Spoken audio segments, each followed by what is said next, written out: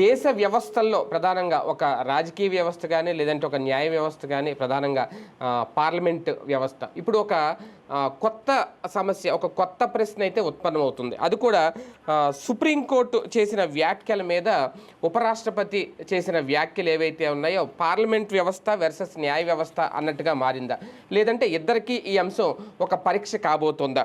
బిల్లుల విషయంలో బిల్లులు ఆమోదించే విషయంలో సుప్రీంకోర్టు రాష్ట్రపతికే గడువు విధించడాన్ని ఎట్టి పరిస్థితుల్లో యాక్సెప్ట్ చేయట్లేదు. ఉపరాష్ట్రపతి దీని మీద తీవ్రమైన వ్యాఖ్యలు చేశారు. దీంతోనే కొత్త కొత్త అనుమానాలు కూడా చర్చకొస్తున్నాయి. అసలు ఈ సుప్రీంకోర్టుకున్న అధికారాలు ఏంటి అనేది కూడా ఒక ప్రశ్న అయితే వచ్చే పరిస్థితి ఉత్పన్నమవుతుంది. ఇదే అంశం మీద చర్చించే ప్రయత్నం చేద్దాం. సరే, అంటే ఇప్పటివరకు న్యాయ వ్యవస్థ విషయంలో ఎవరు మాట్లాడినా ఒక చర్చ అయితే నడుస్తుంది. ఖచ్చితంగా చర్చ జరగాలి కొన్ని కొన్ని సందర్భాల్లో అని కూడా అనిపిస్తుంది. ఇప్పుడు ఈ అంశంలో అంటే న్యాయ వ్యవస్థలో జోక్యం లేదంటే పార్లమెంటు వ్యవస్థలో జోక్యం అనే దాని మీద ఇదంతా నడుస్తుందా? రాష్ట్రపతికి అసలు గడువు విధించే అధికారం సుప్రీంకోర్టుకు లేదని భావిస్తున్నారా? బేసిక్గా ఇక్కడ రెండు రకాల జనాన్ని చూడాలి. Anti Modi, anti BJP, anti Hindutva, anti RSS, ఇదంతా ఒక వర్గం. Pro Congress, pro communist, pro నాస్తిక, ప్రో హేతువాద, ఇదొక వర్గం. ఈ రెండు వర్గాల ఆలోచన ధోరణి పరస్పర భిన్నంగా ఉంటుంది. ఇప్పుడు ఒకళ్ళకి ఉరిశిక్ష వేశారు, అప్పుడు ఈ కమ్యూనిస్టులు వ్యతిరేకిస్తారు. సామాన్యుడికి ఉరిశిక్ష వేస్తున్నారు, పెద్దోడికి వేయగలరు, అంబానీని చంపేస్తారా, అదానిని ఉరేస్తారా అని మాట్లాడతారు. ఆ టైంలో వీళ్ళు కొన్ని పాయింట్లు రైజ్ చేస్తారు న్యాయ వ్యవస్థ గురించి. అదే సందర్భంలో దేశ భద్రత ఇట్లాంటి ఇష్యూస్లో లైట్ తీసుకుంటారు వీళ్ళు. అదో విచిత్రమైనటువంటి పరిణామం.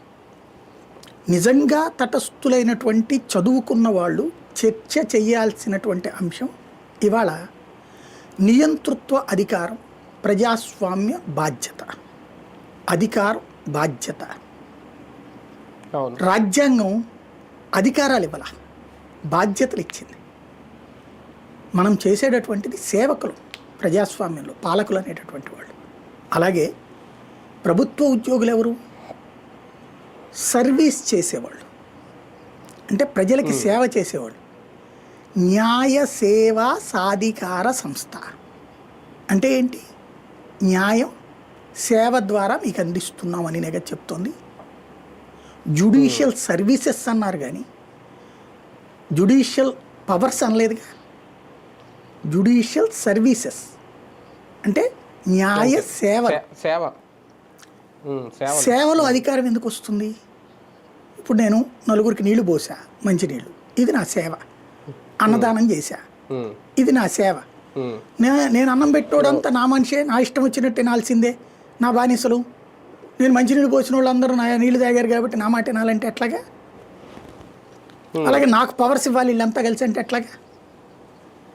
ఇక్కడ రాజ్యాంగం ఏం చెప్పిందంటే, అంబేద్కర్ గారు చాలా చక్కటి ఇది చేశారు. ఇప్పటి బుద్ధులు ఆయన ఆలోచించలేకపోయారు. ఇప్పటి బుద్ధులు ఏమైనాయి? వ్యక్తుల బుద్ధులు మారిపోయాయి. అంబేద్కర్ గారు ఇవాళ బుద్ధుల గురించి కూడా ఆలోచించినే రాశారు ఆ రోజున. ఇప్పుడు రాజ్యాంగానికి అనుగుణంగా అయితే కనుక వీళ్ళు ఇది చేయడం తప్పు. అంబేద్కర్ గారు రాసిన రాజ్యాంగానికి విరుద్ధంగా వీళ్ళు ప్రవర్తిస్తున్నారు. ఏమనుంది? శాసనాలు చేసే వ్యవస్థ శాసనసభలో, అసెంబ్లీలా, పార్లమెంటా. దాన్ని అమలు చేసే వ్యవస్థ కార్యనిర్వాహక వ్యవస్థ, లైక్ బిల్ కలెక్టర్ దగ్గర నుంచి ఐఏఎస్లు ఐపీఎస్ల దాకా. వీళ్ళిద్దరి మధ్యన ఆ శాసనాల అమలులో ఏమన్నా ఇంటర్ప్రిటేషన్ ఒకటి చెప్తే ఇంకొక రకం అమలు చేశారనుకోండి, అలాంటి వాటిని సరిచేయడం, లేదా ఈ చట్ట ప్రకారం అధికార యంత్రాంగం నడుచుకోకపోతే దాని మీదన విచారించి శిక్షించే అధికారం న్యాయ వ్యవస్థకు. ఈ చట్టాలు అమలు చేయని వాళ్ళని శిక్షించే అధికారం. అట్ ద సేమ్ టైం ఒకవేళ రాజ్యాంగం ఇవ్వబడినటువంటి, రాజ్యాంగం కల్పించిన హక్కులకి ఈ చట్టాలు ఏమైనా భంగం కలిగిస్తుంటే అప్పుడు జోక్యం చేసుకునే అధికారం ఇవ్వబడింది. కానీ రాజ్యాంగానికి అతీతమైన అధికారాలు సుప్రీంకోర్టుకి ఇవ్వాల. ఈవెన్ రాజ్యాంగానికి అతీతమైన అధికారాలతో, అంటే రాజ్యాంగంలో రాయబడిన మౌలిక స్వరూపానికి విరుద్ధంగా నిర్ణయాలు తీసుకునే అధికారం ఏ ప్రభుత్వానికి ఇవ్వాల. నువ్వు ఏమైనా మార్చుకో, అడిషనల్ చొప్పించుకో, రాజ్యాంగాన్ని మార్చక. పీఠికని మార్చక, మూల స్వరూపాన్ని మార్చక ఇది రాశారు. కానీ ఇందిరాగాంధీ పీఠిక మార్చేసింది. సెక్యులర్ అనే పదం ఎక్కడుంది అసలు? మొదట చేర్చింది ఆవిడ. అలాగ చేర్చబడినటువంటి ఆవిడ 2-3 పదాలు చేర్చేసింది అప్పుడు. నెంబర్ 1 అది ఒక పెద్ద మోసం. కానీ ఆ తర్వాత న్యాయస్థానాలు మరి ఏమన్నా దాన్ని తీసేసినాయా? తీలేదే. పోనీ ఆ రోజున లోక్సభ రాజ్యసభ కలిసి చేసినాయా? కాదే. డైరెక్ట్గా ఆర్డర్ ద్వారా తీసుకొచ్చారు, రాష్ట్రపతి ఉత్తర్వుల ద్వారా. రాష్ట్రపతి ఉత్తర్వుల ద్వారా మార్చిన రాజ్యాంగాన్ని పాత పద్ధతిలోనే ఉండాలని ఎందుకు తీర్పు చెప్పలే వాటి వరకు? ఎందుకు కొనసాగుతుంది? ఇది న్యాయ వ్యవస్థ తప్పు కదా? నెంబర్ 1. నెంబర్ 2 ఏమైంది? వీళ్ళు ఆ తర్వాత వీళ్ళ పవర్స్ని రాజ్యాంగం ఏం చెప్పబడింది? నియమించే అధికారం రాష్ట్రపతికి ఇవ్వబడింది, సెలెక్ట్ చేసే అధికారం ప్రభుత్వానికి ఇవ్వబడింది, న్యాయమూర్తిని. నీకు అందులో తేడా జరుగుతుంది అనిపించింది. అప్పుడు ఏం చెప్పాలా? అప్పుడు ఏం చెప్పాలి? ఇప్పుడు ఫర్ ఎగ్జాంపుల్ డాక్టర్ గారు సరిగ్గా చదవట్లేదంటే, సరిగ్గా చేయలేకపోతున్నాడంటే దాన్ని చూడటానికి మెడికల్ కౌన్సిల్ ఆఫ్ ఇండియా ఉంది, వాళ్ళకి రిఫ్రెషర్ ట్రైనింగ్ ఇప్పించడం ఉంది. లేదు ఒక డాక్టర్ నియమించాలంటే నీట్ అవ్వాలా, తర్వాతన దాంట్లో ఇంటర్మీడియట్ అవ్వాలా, నీట్ అవ్వాలి. ఇది ఓ టీచర్గా చేయాలంటే డిగ్రీ అవ్వాలా, తర్వాత బీఈడీ చేయాలా, ఆ తర్వాత డిఎస్సీ అవ్వాలా, ఆ తర్వాత ఉండాలి. మరి జ్యుడిషియల్కి న్యాయమూర్తిని నేరుగా నియమించుకోవడం ఏంది? నువ్వు మ్యాజిస్ట్రేట్కి పరీక్ష ఉంటుందా? హైకోర్టు న్యాయమూర్తులకి, నువ్వు సుప్రీంకోర్టు న్యాయమూర్తులకి పరీక్ష ఉండదు. ఇదో సమస్య అవుతుంది. దాన్ని సెట్ చేయాల్సిన దాంట్లో ఆ జ్యుడిషియల్ పవర్స్ని వీళ్ళు కొలీజియం పేరుతో తీసేసుకున్నారు. ఎలా తీసుకున్నారు వీళ్ళు? ఒక తీర్పు ఇచ్చి తీర్పు ద్వారా అధికారాలు గుంజుకున్నటువంటి విచిత్రమైనటువంటి పరిస్థితి. అయినా ప్రభుత్వాలు, రాజకీయ నాయకులు ఒకళ్ళనొక్కడు కొట్టుకు చేస్తారు కాబట్టి అదే కొనసాగుతుంది. దాన్ని మార్చే ప్రయత్నం పూర్తిగా బలం వచ్చాక, సంకీర్ణ ప్రభుత్వాలు మారి కాస్త పూర్తి బలం వచ్చాక చేశాడు మోడీ. కానీ అప్పుడు సంపూర్ణ బలం లేకపోవడం వల్ల, అంటే హాఫ్ మెజార్టీ ఉంది, 2/3 మెజార్టీ లేకపోవడం వల్ల అయినా 2/3 మెజార్టీ సాధించాడు అతను. లోక్సభ, రాజ్యసభ 2/3 మెజార్టీతో ఆమోదించిన బిల్లుల్ని, దేశంలోని హాఫ్ ఆఫ్ ద శాసనసభలు ఆమోదించిన బిల్లుని 5 సభ్యుల రాజ్యాంగ ధర్మాసనం కొట్టి అవతల పడేస్తుందా? ఎలా ఇచ్చారు అధికారం? ఇంకా రాజ్యాంగాన్ని అవమానిస్తున్నారు కదా వీళ్ళు. ఇదొక ఆస్పెక్ట్. ఇప్పుడు ఏమంటారు వాళ్ళు? ఫర్ ఎగ్జాంపుల్ వక్ఫ్ సవరణ చట్టం ఉంది, దాని గురించి ఏమని మాట్లాడారు? 400 ఏళ్ల క్రితం, 500 ఏళ్ల క్రితం వచ్చిన మసీదుకి సంబంధించిన ఆస్తి గురించి లెక్కలు ఎందుకు అడుగుతారు? ఎట్లా ఉంటాయి వాళ్ళ దగ్గర కాగితాలు అన్నారు. గుడ్. మరి అయోధ్యలో రాముడు అక్కడ పుట్టాడని ఆధారం ఎవరు అడిగారు? న్యాయ వ్యవస్థ అడిగింది కదా ఆధారం ఏంటని. దానికే కదా రామాయణం నుంచి ఆ లెక్కలని చెప్పింది లాయర్ గారు, డాక్యుమెంట్ చూపెట్టింది లాయర్ గారు. రామసేతు రాముడే కట్టించాడనడానికి ఆధారం ఏంటని అడిగారు కదా. మరి అయ్యట్టు అడిగారు. దీనికేమో మసీదుకి 400 ఏళ్ల క్రితంది ఎట్టగా లెక్క ఉంటుంది అన్నారా? 1000 ఏళ్ల క్రితం కట్టినటువంటి అయోధ్య రామ మందిరం ఏమో కాగితాలు కావాలంటారా? ఎలా? అట్లాగే ఇప్పుడు ఈ అంశంలో ఏది ప్రత్యేక అధికారాలు అన్నటువంటిది తీసుకోవడం, రాష్ట్రపతికే ఆర్డర్లు వేయటం. ఒక జడ్జిని సుప్రీంకోర్టు చీఫ్ జస్టిస్ ప్రమాణం చేయించేది రాష్ట్రపతి. ఈ దేశ ప్రథమ పౌరుడు రాష్ట్రపతి, సైన్యానికి చీఫ్ రాష్ట్రపతి, ప్రధానమంత్రి ఆదేశాలైనా సరే అమలు చేసేది రాష్ట్రపతి. అలాంటి రాష్ట్రపతి 3 నెలల్లోపు అమలు చేయకపోతే కనుక నువ్వు వచ్చి మా దగ్గర నుంచో, మా దగ్గరికి పంపించి మేము చూసుకుంటామని చెప్తావా? ఎవరిచ్చారు నీకు అధికారం? నీ పై అధికారం నువ్వు లాక్కుంటావా? ఎలా? నిన్న మాట్లాడినటువంటి ధన్కడు సుప్రీంకోర్టు లాయర్, ఆయన కూడా. ఆయన రాష్ట్రపతిగా ఉండుంటే ఈ పాటికి సినిమా తేలేదు. ఆయన రాష్ట్రపతిగా లేకపోవడం ఒక రకంగా అదృష్టం ఇక్కడ వీళ్ళకి. కానీ చాలా పెద్ద ఇష్యూ ఇది, జరుగుతుంది, చాలా జరగాలి, డిబేట్ జరగాలి దీని మీద. అంటే చాలా అంశాలే రేజ్ చేశారు ఆయన. అంటే ఇదొకటే మెయిన్ ఇదే కాన్సెప్ట్.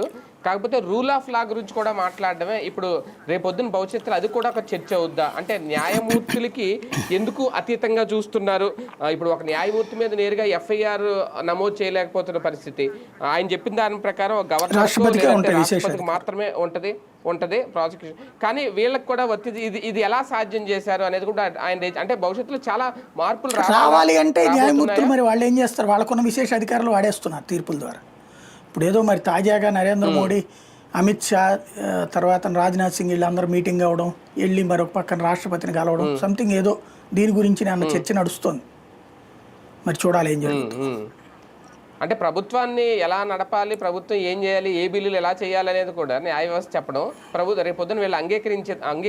విశేషం ఏంటంటే ఇప్పుడు తమిళనాడు దాంట్లో తీర్పు ఇచ్చింది శాసనసభ చేసినటువంటి తీర్మానాన్ని ఆపే అధికారం లేదు అని కానీ రాజ్యాంగం ఏం రాసింది గవర్నర్ దాన్ని తిప్పి పంపించవచ్చు రెండోసారి కూడా శాసనసభ ఆమోదిస్తే కనుక దాన్ని ఓకే చేయాలి కానీ దాన్ని రాష్ట్రపతికి ఎండార్స్ చేయొచ్చు రాజ్యాంగ విరుద్ధంగా ఉందంటే రాష్ట్రపతి ఆపేయచ్చు అప్పుడు వీళ్ళు సుప్రీంకోర్టు అప్రోచ్ అవ్వాలి ఇప్పుడు ఫర్ ఎగ్జాంపుల్ తమిళనాడు ప్రభుత్వం ఏం చేసింది హైకోర్టు అదే మన దాని పేరేమంటారు మనకి ఛాన్సలర్గా గవర్నర్లు ఉంటారు ప్రతి రాష్ట్ర ప్రతి యూనివర్సిటీకి కూడా కేరళ ప్రభుత్వం ఆ మధ్యన ఛాన్సలర్గా గవర్నర్కు ఉన్న అధికారాలు తీసేసి ముఖ్యమంత్రికి పెట్టుకుంది పెడితే దాని మీదన కోర్టుకు వేశారు గవర్నర్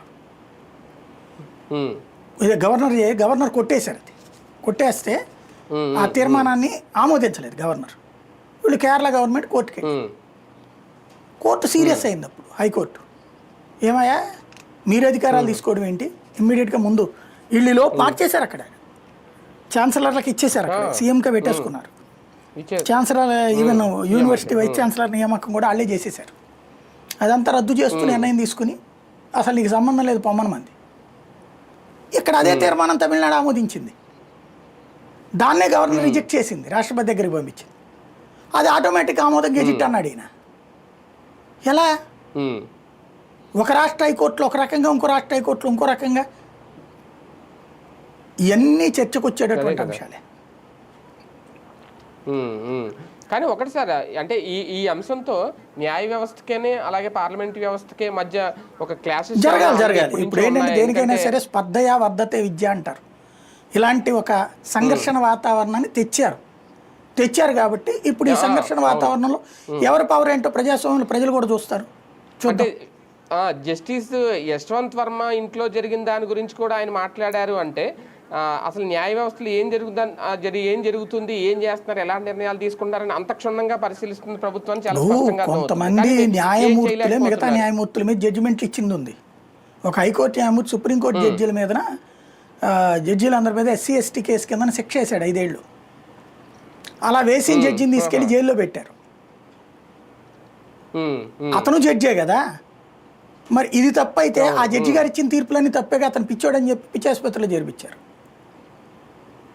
మరి అప్పుడు ఆ జడ్జి గారు ఇచ్చిన తీర్పులన్నీ తప్పేగా వాళ్ళందరూ అన్యాయం అయిపోయినట్టేగా జనం మరి అట్లాంటి ఎంత పెద్ద సంక్షోభం ఇది చాలా పెద్ద సంక్షోభం ఇది చర్చ జరగాల్సిన అంశం అది చర్చ జరగాలి అవసరమైతే మార్పులు కూడా చూడాలి మరి ఎవడు పవర్ ఏంటనేది చూడాలి అదే కదా మళ్ళీ ఇప్పుడు ఇద్దరు పవర్లకు కూడా పరీక్షలేమో ఒక రకంగా బల పరీక్షలు నిరూపించుకోవాలేమో రేపొద్దున రైట్ చూద్దాం మొత్తానికి జగదీప్ ధన్కడ్ రేజ్ చేసిన అంశం ఉపరాష్ట్రపతి గారు రేజ్ చేసిన అంశం ఇప్పుడు అతిపెద్ద చర్చకు దారితీస్తుంది దేశవ్యాప్తంగా న్యాయ వ్యవస్థకు సంబంధించి ఎలా ఉండాలి ఏంటనేది వీళ్ళు ఎలా డిసైడ్ చేస్తారు లేదంటే ప్రభుత్వాలు ఎలా నిర్ణయాలు తీసుకోవాలని న్యాయ వ్యవస్థ ఎలా డిసైడ్ చేస్తుంది ఈ చర్చ అయితే నడుస్తుంది మరి ఫైనల్గా ఇది ఎక్కడి వరకు వెళ్తుంది ఎలాంటి మార్పులు వస్తాయనేది మనం వేచి చూడాల్సిన అంశం